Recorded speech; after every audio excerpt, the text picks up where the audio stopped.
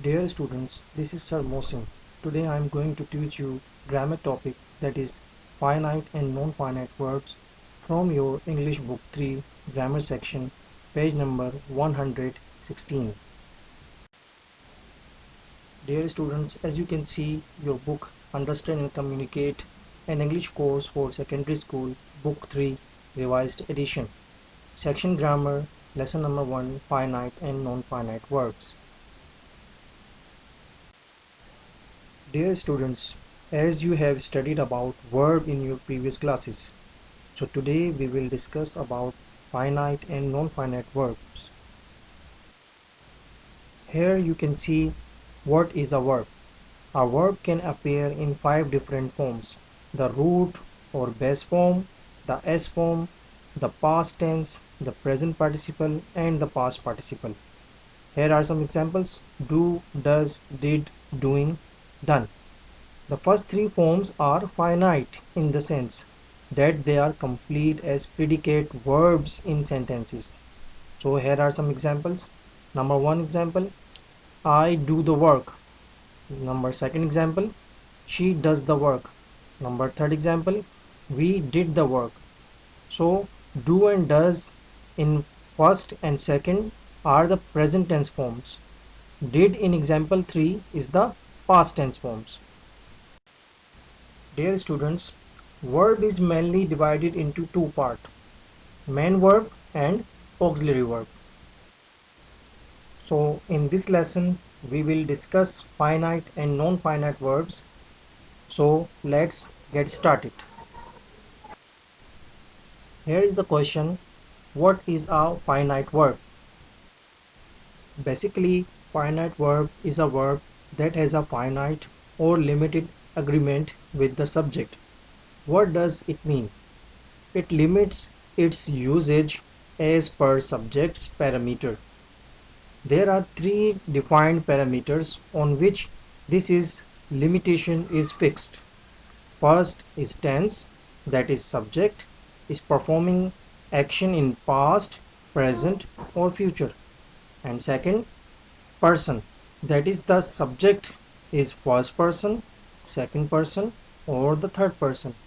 And third is the number, that is subject is singular or plural. So a finite verb will change as per tense of the sentences, as per tense of the sentence, as per person or as per number of the subject. So dear students, as you can see, I have drawn a chart for you so you can easily understand the chart. Now let's understand each of these parameters with the help of examples. So here are some headings with examples. As you can see, verb change as per tense. So as we know that when we change tense, so you have to use the correct form of the verb. So here are some examples. Number one, I play cricket every day. So this is in present tense. When we change into past, so it becomes played. I played cricket every day. So this is past tense. So verb changes as per tense. So they are finite verbs. Second heading is verb change as per person. As you can see, first person, second person, third person. So here are examples. I run a mile daily. When we change, he runs a mile daily. So they are finite verbs. And the third heading is verb change as per number. Either it is singular or plural. Apple is of red color. And second one, apples are of red color. As we change, the subject is singular, so we use is. When the subject is plural, so we use are. So they are finite verbs. So they change as per tense, as per person and as per number. But they all are finite verbs. Now let's talk about non-finite verbs. What is the non-finite verb? So non-finite verbs don't have agreement with the subject. It does not change with the tense, it does not change with the number, and it does not change with the person. So here are some examples. There is a sentence, I found his office at a walking distance. And the second sentence, Adnan will find office at a walking distance.